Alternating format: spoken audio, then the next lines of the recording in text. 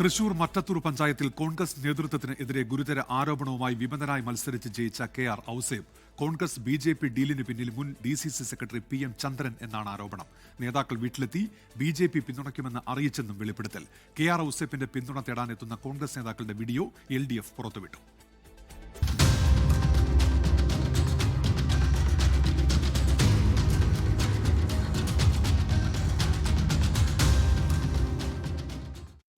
തീയതി രാത്രി മുൻ DCC. General secretary PM. Chandran, മണ്ഡലം president Shafi Kallupparambil, Ranjith Kaippally, block panchayat member Praveen, Satheesan Illathuparambil എന്നിവർ വീട്ടിലെത്തി പിന്തുണ തേടിയതിന്റെ ദൃശ്യങ്ങളാണ് പുറത്തുവിട്ടത്. എൽ.ഡി.എഫിന് 10ഉം യു.ഡി.എഫിന് 2ഉം വിമതരെന്നിരിക്കെ എങ്ങനെ ഭരണം പിടിക്കുമെന്ന ചോദ്യത്തിന് ബി.ജെ.പി. പിന്തുണയോടെ ഭരണം പിടിക്കുമെന്നാണ് നേതാക്കൾ മറുപടി നൽകിയതെന്ന് കെ.ആർ. ഔസേബ് പറയുന്നു. ഇതോടെ സഖ്യത്തിൽ നിന്ന് താൻ പിന്മാറി.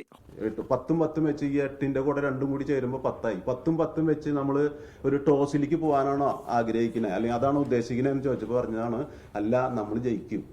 അപ്പൊ അത് ഉറപ്പായിട്ട് ആൾ ജയിക്കും എന്ന് ഊന്നി പറഞ്ഞപ്പോഴാണ് ഞാൻ ചോദിച്ചത്. അവർ മുൻപ് ധാരണയിലെത്തിയിട്ടുണ്ട്.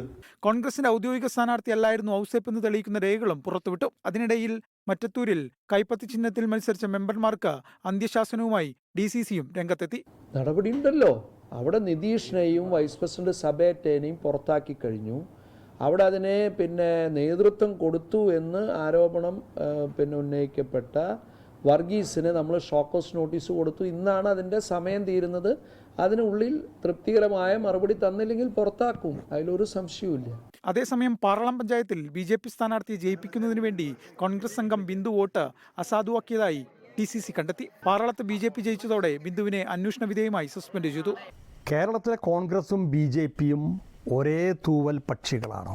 കേരളത്തിൽ നടന്ന 10 വർഷത്തെ വികസന പ്രവർത്തനങ്ങൾ ചർച്ചയാവാതെ എങ്ങനെ കോൺഗ്രസിന് അധികാരം കിട്ടും എന്ന കാര്യത്തിൽ മാത്രമാണ് കേരളത്തിലെ കോൺഗ്രസും ബി.ജെ.പിയും തമ്മിൽ നടക്കുന്ന അന്തർധാര.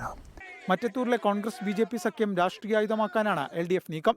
ഇന്ന് എൽ.ഡി.എഫ് മറ്റത്തൂരിൽ ജനകീയ പ്രതിഷേധം സംഘടിപ്പിക്കും. 24 തൃശൂർ. ലോകത്തെവിടെയായാലും ഏത് സമയത്തും 24 വാർത്തകളും ഓഗ്മെന്റഡ് റിയാലിറ്റി പാക്കേജുകളും എക്സ്പ്ലെയിനറുകളും വിശദമായി കാണാൻ ഞങ്ങളുടെ യൂട്യൂബ് ചാനൽ നിങ്ങൾക്ക് സബ്സ്ക്രൈബ് ചെയ്യാം.